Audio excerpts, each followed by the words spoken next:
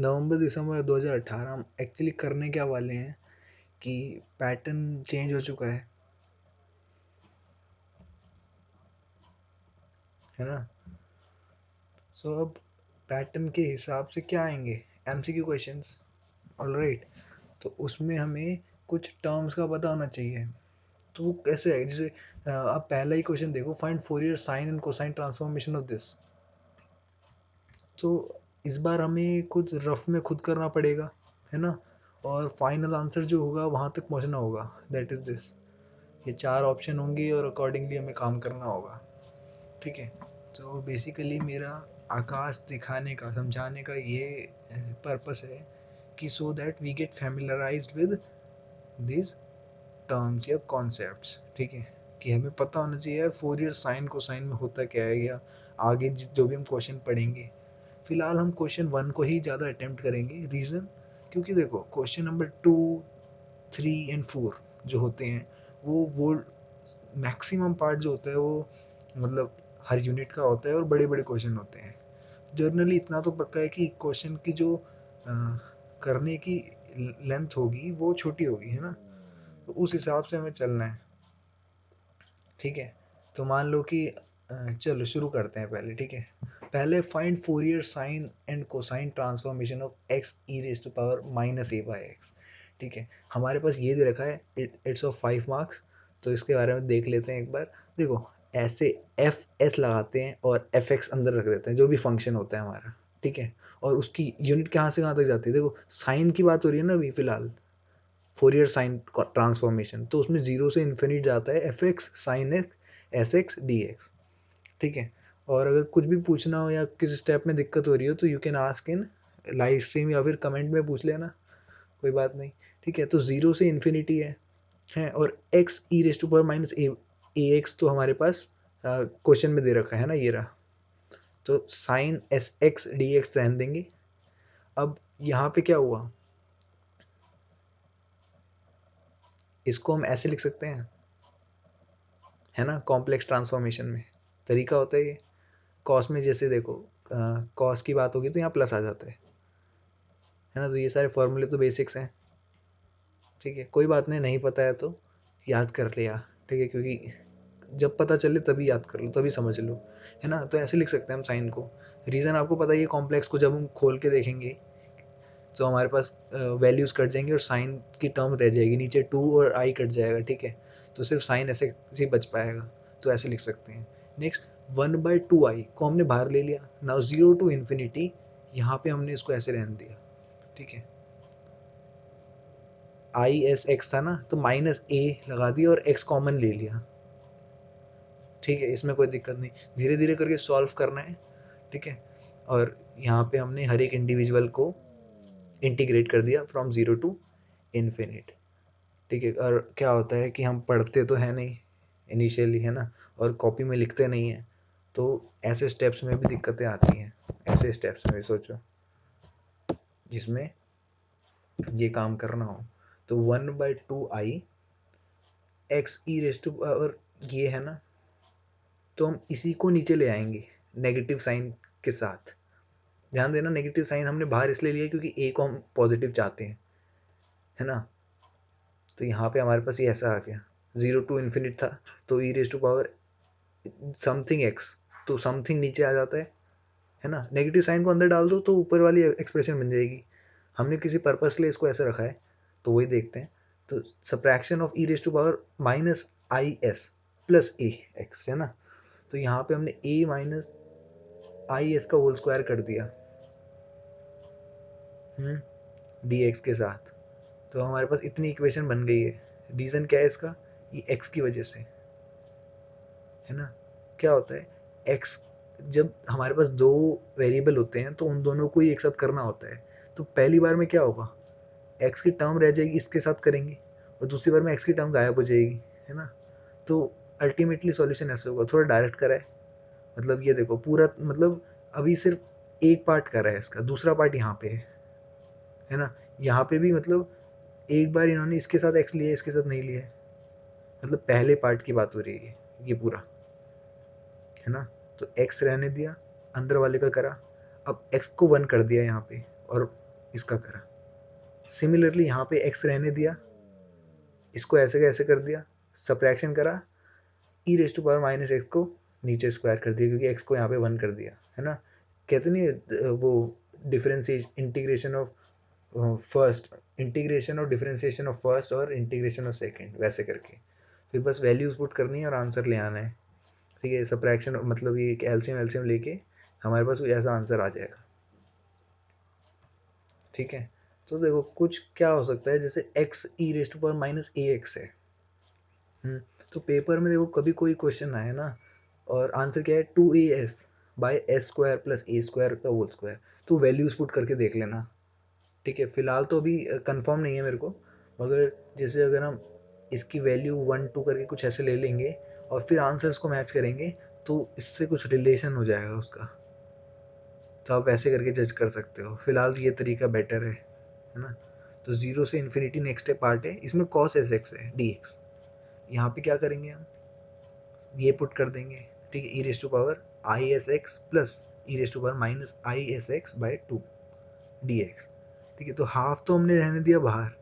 ठीक है, क्योंकि ये इस बार नीचे आई नहीं आएगा। ठीक है, कॉस की टर्म जो होती है वो वो क्या बोलते हैं, कॉम्प्लेक्स नहीं होती है ऐसे कहते हैं, है ना। जब फॉर्मूला बनाओगे आप क्या लिखते हैं हम, कॉस एक्स प्लस आई साइन एक्स, है ना। तो आई आ जाता है साइन में, तो यहाँ नीचे तो आई नहीं है तो इसको ऐसे ही रहने दिया, zero to infinite this and that. Okay, अब यहाँ पे हाफ हो गया। अब सेम वे में इसको भी करना है। ठीक है, एक टर्म को पकड़ लो, पहले इस टर्म को पकड़ लिया, इसको ऐसा कैसे रहने दिया, इसका डिफरेंशिएशन कर दिया। E raise to power minus something का डिफरेंशिएशन क्या होता है, ये वाली चीज़ पूरी नीचे आ जाएगी और बाकी कुछ चेंज नहीं होगा। नेक्स्ट, अब इसको कर दिया 1। ठीक है, मतलब पहले क्या करते हैं, इसको इसको डिफरेंशिएट करते हैं, फिर दूसरे में करते हैं इसको डिफरेंशिएट, इसके डिफरेंशिएशन का डिफरेंस, मतलब इसके इंटीग्रेशन का इंटीग्रेशन, यानी 2 बार इंटीग्रेशन, है ना। अगर आपको ये 12th में हमने देखा था तो वही लगेगा यहाँ पे, तो यहाँ पे ऐसे आ जाएगा। ऑन द सेम वे यहाँ पे भी वही कर रहा है, जीरो से इन्फिनिट रहेगा और हमने वैल्यू डाली। देखो बोलना आसान है ना, आप कॉपी में करके ज़रूर देखना, अटक जाओगे यहीं पे ही बता रहा हूँ। तो यही बात है, ट्राई करना, नहीं होगा तो देखेंगे। ठीक है, कोई भी स्टेप नहीं समझ में आया बता देना मेरे को। यहाँ पे वैल्यू पुट करिए, आंसर ले आए। ठीक है, फिर बाकी तो हमारा अलजेब्रा का काम है। यहाँ से हो गया पहला पार्ट। ठीक है, तो अब आपको समझ में आ गया किस तरह से बन जाएगी इक्वेशन। देखो ए स्क्वायर प्लस एक्स स्क्वायर का होल स्क्वायर और यहाँ पे ए स्क्वायर प्लस एक्स स्क्वायर का होल स्क्वायर, डिनोमिनेटर सेम है, सही कह रहा हूँ। और ऊपर 2as है, यहाँ पे क्या है, ए स्क्वायर माइनस एस स्क्वायर। कहीं ना कहीं कुछ ना कुछ तो पैटर्न बन जाता है। ठीक है, यही बात होती है। तो देखो कितना क्लेवरली आप क्वेश्चन को गेस करोगे वो भी मैटर करता है। फिलहाल ऐसे क्वेश्चन आने के चांसेस, जैसे ये करें हैं 5 मार्क्स के क्वेश्चन, मुझे नहीं पता है ना, सबका पहला ट्राई है, फिर भी हम तैयारी पूरी करके जाएंगे। नेक्स्ट पार्ट कह रहे हैं interpolate by the means of Gauss backward formula the population of town for year this given that this and that. ठीक है, तो एक फिगर दे रखी है हमें कि इस इतने ईयर्स में इतनी पॉपुलेशन थी 1000 की टर्म्स में, तो गॉस बैकवर्ड फार्मूला क्या होता है, पहली बात आ जाती है। ठीक है, 5 मार्क्स का क्वेश्चन है, टर्म ही नहीं पता होगी तो क्या करेंगे हम, है ना। तो यही बात होती है पढ़ने से, और आकाश का सहारा इसलिए लेते हैं बच्चे अक्सर कि हिंट मिलती है ना। तो गॉस बैकवर्ड फार्मूला कहता है एफ एक्स बराबर y not plus u delta y minus one plus u plus one, sorry u plus one by 2 factorial delta square y minus one plus u plus one u plus 2 by 3 factorial. ठीक है, मेरे पीछे पीछे बोलो साथ साथ। ठीक है, बोलने का रीज़न ही है कि आपको याद हो जाए, फिर पैटर्न ढूंढो। वाई वाई के नीचे जीरो था, वाई नॉट था, फिर y minus one, y minus one, y minus two, है ना। और डेल्टा था, डेल्टा स्क्वायर, डेल्टा क्यूब, फिर यू था, u plus one by u plus one by 2 factorial, u plus one u plus 2 by 3 factorial. तो ये है Gauss backward formula, copy में नोट कर लो। ठीक है, साथ साथ लिखते लिखते जाओ, कुछ भूलना नहीं, मतलब हवा में सुनेंगे तो हवा में ही भूल जाएंगे। तो फिलहाल हमने एक्स को हमने ये सारी वैल्यू मानी जो हमें फिगर दे रखे थे, और वाई क्या है हमारा, ये सब है 12 15 ये सब, है ना। अब हमें डेल्टा निकालना है। तो देखो बोल रहे हैं कि 19 इतने का ईयर है ना, 1939 में 12 था हमारा। तो हम ऐसे चलेंगे कि 1 2 3 4 5 6 डाटा दे रखा है हमें, है ना, और हमें निकालने कितना 1974 टोटल है the population of the town for year this. तो हमारे पास x की वैल्यू तो ये सारी दे रखी है लास्ट तक, ठीक है, और y की वैल्यू ये सारी दे रखी है। अब हम क्या करेंगे, नीचे से y1 मानेंगे, y2, फिर y-1, y-2, ये नीचे है y-1, ठीक है, ये y-1 मतलब नीचे को जा रहा है, ठीक है। बहुत मिसप्रिंटिंग होती है, बहुत आंसर में भी गड़बड़ होती है। मुझे ये भी कंफर्म नहीं है कि ये -1 के बाद यहाँ -2 -3 जाएगा कि नहीं, ठीक है।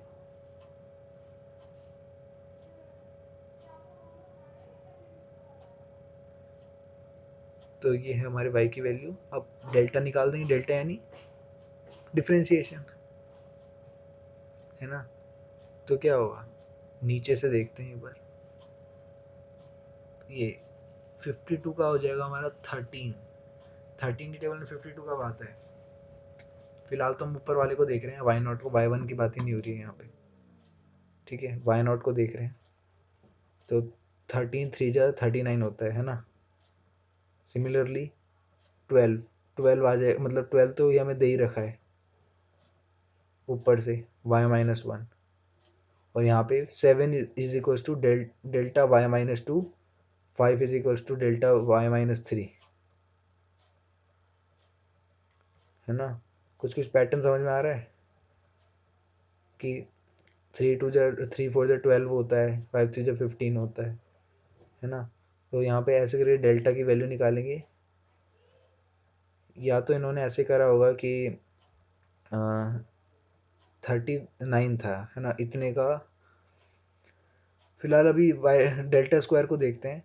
2 बराबर डेल्टा स्क्वायर y-4, 2 बराबर डेल्टा स्क्वायर y-3, 2 बराबर डेल्टा स्क्वायर y-4, ठीक है। तो ये 3 कैसे आया, 5 कैसे आया।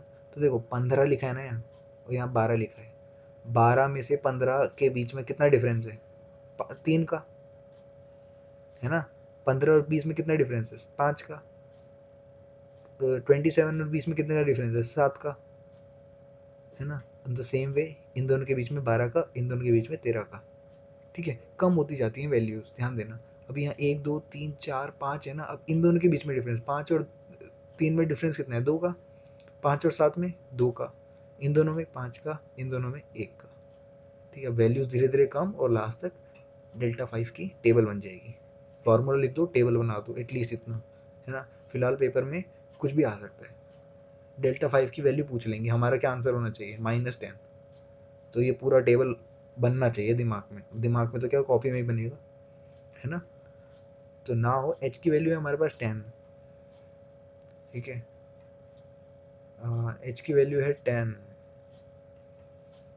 ये वाली वैल्यू माइनस में है। तो ए की वैल्यू है 1979, ये रहा। क्वेश्चन में हमें 1970 ऑफ द टाउन ऑफ 1974 का दे रखा है, ठीक है। तो इसकी वैल्यू हम मान के चलते ये, है ना, मतलब वाई नॉट की वैल्यू। अब ए प्लस यू एच क्या हो जाएगा, 1974, है ना, 1974 ए प्लस यू एच होना चाहिए। तो फिर 1974 क्या हो जाएगा, 1979 प्लस 10 यू, यू की वैल्यू बचेगी 10। अब यू निकाल दिया हमने, ठीक है, और यू ही तो चाहिए होता है गॉस बैकवर्ड फार्मूला में। तो वहाँ से फार्मूला लगा दिया, 39 प्लस दिस दिस दिस, पूरा फार्मूला पुट कर दिया। आंसर जो आ जाएगा देखो 33 पॉइंट समथिंग आ रहा है, ठीक है। तो अगर एमसीक्यू टाइप होगा तो हिंट मिल जाएगी कि देखो वन वैल्यू निकालो, दूसरी वैल्यू निकालो, बस दूसरी वैल्यू निकालने के लिए यू की वैल्यू पता होनी चाहिए, ठीक है। उसी का आंसर अराउंड रिवॉल्व कर रहा होगा। फिलहाल तो मैथ्स के पेपर में तो कैलकुलेटर अलाउड होता है ना। तो दिक्कत की बात तो मैं कह सकता हूँ कि देखो पता होगा तभी कर पाएंगे, पहली बात, है ना। चलो आगे देखते हैं। Using Picard process of successive approximation obtained a solution up to the fifth approximation of the equation this such that y is equals to 1 5 marks का क्वेश्चन है where x is equal to 0 और eight x equal to 0.2। तो हमारे पास Picard process आ गया, ठीक है। तो given है हमारे पास एफ एक्स कॉमा वाई जो होता है वो y प्लस एक्स होता है, और x नॉट की वैल्यू 0 है, y नॉट की वैल्यू 1 है और h की वैल्यू दिस है 0.2, ये देखो, ठीक है। तो ये हमारा h हो जाएगा, 0 से शुरू हुआ तो x नॉट 0 है, एफ एक्स कॉमा वाई हमारा सम है, रीजन ये रहा, ठीक है। चलो ये सारा डेटा हमें given, now let y is equal to y not plus x not से x तक एफ एक्स वाई, ठीक है। सिंपल से कॉन्सेप्ट है कि y को मान के चलते हैं y नॉट में f function of x y को 0 x की पावर 0 मतलब x नॉट से लेके x तक का इंटीग्रेशन कर देना, for x not is equal to 0 y is equal to 0 1।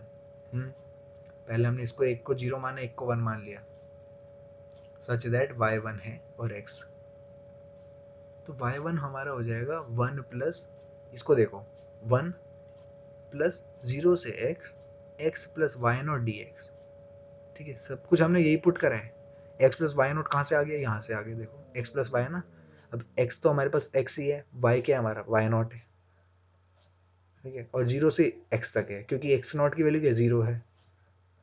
समझो ध्यान से, है ना, कि क्या क्या चीज़ें, बहुत सारी चीज़ें हैं भाई। अब अचानक से पेपर आ गया, मतलब हम अचानक से पढ़ना शुरू कर दिए तो दिक्कत हो सकती है। 1 प्लस 0 से x तक x प्लस 1 डी एक्स, ठीक है। तो एक्स वाई वन हो जाएगा हमारा 1 plus x square by 2 plus x 0 से x तक सो ऑन, ठीक है। तो ये इसका तो सिंपल सा डेरिवेटिव हो जाएगा, है ना, मतलब हमने इसको डेरिवेटिव करा, x का क्या होता है एक्स स्क्वायर बाई 2 और 1 का होता है x होता है, 0 से x तक 1 plus x square by 2 plus x, simple. Therefore x1 0.2 जो हो जाएगा 1 प्लस 0.2 प्लस 0.2 का होल स्क्वायर, आंसर आ जाएगा, ठीक है। सिंपल सा यहाँ पे पुट कर देने वैल्यू को, ये हमारे पास इक्वेशन मिल गई। अच्छा, थोड़ा मेमोराइज का काम भी कर सकते हैं यहाँ पे, देखो जो अगर ऐसा x प्लस वाई की एक्सप्रेशन होगी तो ऐसा कुछ आंसर आएगा। अब कोई भी क्वेश्चन पूछेगा कि 0.2 पे बताओ, 0.2 पुट कर देने, इसमें आंसर आ जाएगा, ऑप्शन मैच हो जाएगा, ठीक है। फॉर y1 अगर ये है एज इंटीग्रेंड वी गेट, अगर y1 ये है तो y2 क्या होगा, देखो एक दूसरे में इंटरलिंक्ड होते हैं, ठीक है। तो y2 हो जाएगा 1 प्लस 0 से x y1, 1 क्या था y नॉट था, y नॉट और y1 का y नॉट प्लस 0 से x तक y1 का इंटीग्रेशन कर दिया भाई, आंसर आ गया। तो y2 0.2, अच्छा क्यों जा रहे हैं y2 तक, 5 तक बोला है ना, फिफ्थ अप्रोक्सीमेशन तक, ठीक है। तो ये बात है, अब y2 की वैल्यू को ये लेके हम y3 निकालेंगे, सो ऑन करते जाएंगे, y4 y5, आंसर आ गया, ठीक है। यहीं तक बोला था करने को, क्या समझ में आया है इससे बताओ। एक तो पिकार्ड प्रोसेस समझ में आ गया, पिकार्ड मेथड क्या होता है ना, Picard process of successive approximation, करना कुछ नहीं है, इसको एफ एक्स कॉमा वाई मान लेना है, वाई को 1 मान लेना है, एक्स 0 से 0.2 तक चलेगा, ठीक है। तो एफ एक्स कॉमा वाई ये हमारा हो जाएगा, एक्स नॉट हमारा 0 रहेगा क्योंकि दे रखा है, वाई नॉट हमारा 1 रहेगा पता है, और एच की वैल्यू 0.2 हो जाएगी। ये हमें पता है सारी वैल्यू, वाई की वैल्यू हमने ये मान ली, मतलब ये हो गई वाई नॉट प्लस 0 से, इसी को तो आगे बढ़ाएंगे, वाई की वैल्यू ये है तो y1 निकालते हैं, y2 निकालते हैं, एंड सो ऑन, ठीक है। इस तरीके से ये 5 मार्क्स का क्वेश्चन हो जाएगा। अब आते हैं state and prove linearity property of Fourier theorem. देखो कैसे बात कर दी, है ना, कि हमें कुछ नहीं पता है, मान लो आप सिलेबस भी आपने सिर्फ नाम नाम सुना है, 5 मार्क्स का क्वेश्चन है, लीनियरिटी थ्योरम प्रॉपर्टी बता दो मेरे को फोरियर ट्रांसफॉर्मेशन की। तो linearity property, if f x and g x are Fourier transformation of f x and g x, छोटे f x and g x respectively, तो कैपिटल एफ के अंदर a f x plus b g x बराबर होगा a f x plus b g x. समझ में आया क्या बोल रहा, देखो छोटा एफ एक्स है, छोटा जी एक्स है, इसके बाहर एक कॉफिशिएंट है ए और बी मान के चलो, उसका अगर हम फंक्शन निकालेंगे तो वो फंक्शन जो होगा वो f s plus g s होगा considering a and b as coefficient where a and b are constant, ठीक है, जो कोफिशिएंट है वो कांस्टेंट है। Prove by definition of Fourier transformation we have, देखो डेफिनेशन फोरियर पहला चैप्टर है, मतलब पहला यूनिट है, इजी, मतलब ये तो पता ही होना चाहिए यार, फोरियर नहीं पता तो फिर एकदम ही गए हम, है ना। एफ एस जो है हमारा f x is equals to minus infinity से infinity f x e raise to power i s x d x, ठीक है। इसको तो लिख लो कॉपी में फटाफट से कि क्या होता है भाई फोरियर ट्रांसफॉर्मेशन। अगर एफ एक्स है तो ऐसे लिखेंगे, जी एक्स है तो यहाँ जी आ जाएगा, बाकी सारी सेम चीज़ है, सेम हो जाएगी। Now this is the linearity property, ठीक है, लिनियरिटी प्रॉपर्टी याद रहेगी, ठीक है। तो f a f x plus b g x जो हो जाएगा माइनस इन्फिनिटी से इन्फिनिट हो जाएगा, a f x plus b g x, ठीक है, e raise to power i s x d x. इतना क्लियर। ए हमने बाहर ले लिया, अब देखो एक एक हिस्सा बांट रहे हैं हम, एडिशन का साइन यहाँ लगाया, इसमें बांट दिया, देखो इंटीग्रेशन बढ़ जाता है आराम से, है ना, e raise to power i s s साथ में लगा दिया। अब देखो इसको ध्यान से देख के क्या है समझ में आ रहा है, देखा देखा सा लग रहा है ना। अगर हम माइनस इन्फिनिटी से इन्फिनिटी जाएंगे, small f x e raise to power i s x d x, तो ये तो भाई एफ एस होता है फोरियर के हिसाब से, तो आ गया f s. On the same hand b, जो बी के साथ जो होगा वो जी एक्स जी एस हो जाएगा, ये सारी प्रॉपर्टी सेम। तो इस हिसाब से हमने फोरियर ट्रांसफॉर्मेशन की लिनियरिटी प्रॉपर्टी को प्रूव कर दिया, ठीक है। मैं बार बार एक चीज को लंबे तरीके से बोल रहा हूँ, रीजन है कि यार याद रहे, दिमाग में रहे, ठीक है। नेक्स्ट पार्ट देख लेते हैं, ई पार्ट, ठीक है। ई पार्ट के बाद थोड़ा सा ब्रेक लेते हैं, है ना। यूनिट 1 नहीं करेंगे, मतलब कहने का मतलब है मैं पहले ही क्वेश्चन करने जा रहा हूँ क्योंकि उसी से सारा काम होने वाला है। Determine x transformation, transform x f n where f n जो है e raise to power minus three x, ठीक है, ये पेपर में आ सकता है, ऐसे ही क्वेश्चन आते हैं पेपर में, जो 3 मार्क्स, मतलब दिख तो 5 रहा है ना, है छोटा सा, तो लगता है मतलब हमने सीधा फॉर्मूला लगाया इसलिए छोटा है, ठीक है। तो ऑप्शन में बन के आ जाएंगे, जेड है f x z e raise to power minus three N,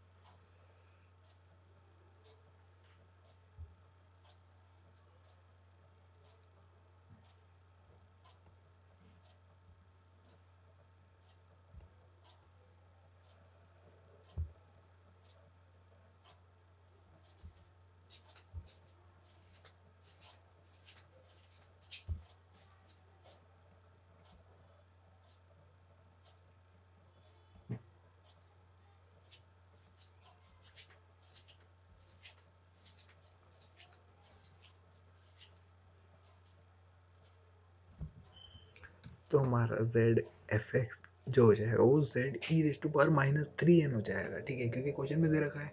now हम इनको बाहर ले सकते हैं, और जब जेड निकालते हैं समथिंग की पावर एन का, तो आंसर जो होता है वो होता है जेड जेड माइनस समथिंग, समझ में आया,